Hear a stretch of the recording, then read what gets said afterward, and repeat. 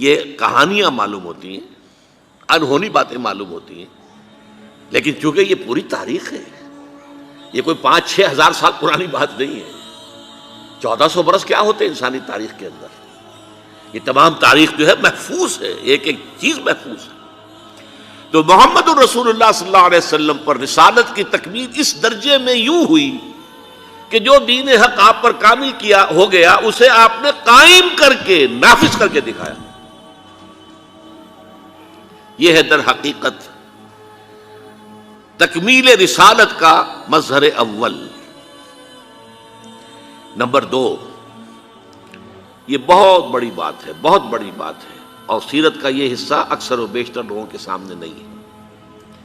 ہمارے ہاں میلاد کی محفلیں ہوتی ہیں، سیرت کے جلسے ہوتے ہیں، حضور کے مناقب بیان کیے جاتے ہیں، حضور کی فضیلتیں بیان ہو رہی ہیں، آپ کے گیسوؤں کی بات ہو رہی ہے، اور باتیں ہو رہی ہیں، سایہ تھا نہیں تھا اس کی باتیں ہو رہی ہیں، حالانکہ وہ irrelevant ہے۔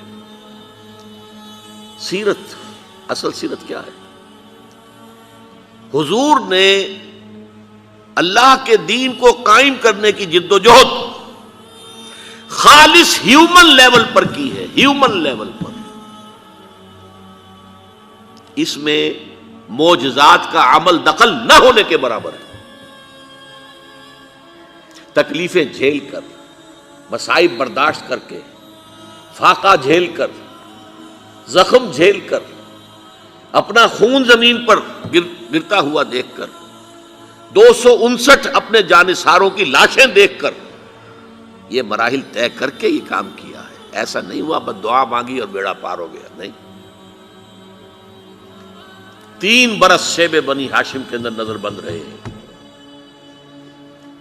اور طائف میں جو نقشہ ہوا ہے،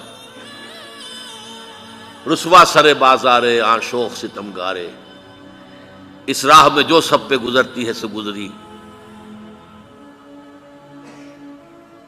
تنہا پس زندہ کبھی رسوا سر بازار۔ طائف میں کیا ہوا ہے؟ تینوں جو بڑے سردار تھے ان سے گفتگو کی ہے، انہوں نے تو ایسے جملے کہے چبھنے والے جو کلیجے کو چیر دیں۔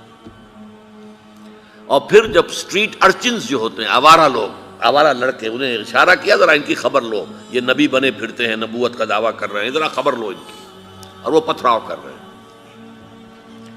ساتھ صرف ایک ہے، حضرت زید ابن حارثہ، وہ سامنے سے آ کر روک بنتے ہیں، ڈھال بنتے ہیں، تو وہ پیچھے سے پتھر آ رہے ہیں، وہ پیچھے کی طرف سے جاتے ہیں تو آگے سے پتھر آ رہے ہیں۔ جسم لہو لہان ہو گیا ہے، جسم کا خون بہہ کر جا کر جوتیوں میں جم گیا ہے، غشی سی تاری ہوئی ہے، تھک کر بیٹھ گئے ہیں تو 2 گنڈے آئے ہیں، ایک نے اس بغل میں ہاتھ ڈالا، ایک نے اس بغل میں ہاتھ ڈالا، اٹھاؤ جاؤ۔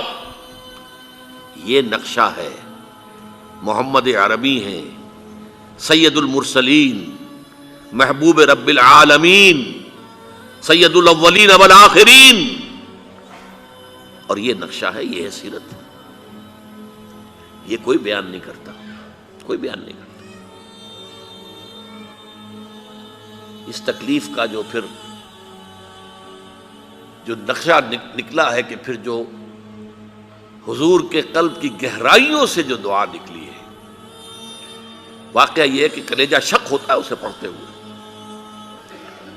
جب وہاں سے نکل کے باہر آ گئے ہیں اور ایک باغ میں تھوڑی سی دیر کے لیے سستانے کو ٹھہر گئے، وہاں آپ کے اب دعا کی ہے، مناجات کی ہے۔ اللہم الیک اشکو ضعف قوتی وقلت حیلتی وہوانی علی الناس۔ اے اللہ تیری جناب میں فریاد لے کر آیا ہوں اپنے وسائل اور طاقت کی کمی کا، اور لوگوں کے سامنے جو رسوائی ہو رہی ہے اس کا۔ کہاں جاؤں، کس سے فریاد کروں؟ تیری ہی جناب میں فریاد لے کر آیا ہوں۔ الی من تکلنی، مجھے کس کے حوالے کر دیا ہے؟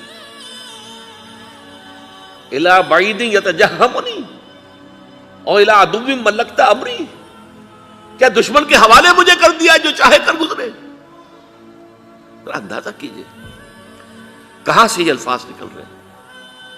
لیکن پھر یہ فریاد جو ہے اس کا ٹرن کیا ہے؟ ان لم یکن علی غضبک فلا ابالی، پروردگار اگر تو ناراض نہیں ہے تو مجھے کوئی پرواہ نہیں، سر تسلیم خم ہے جو مزاج یار میں۔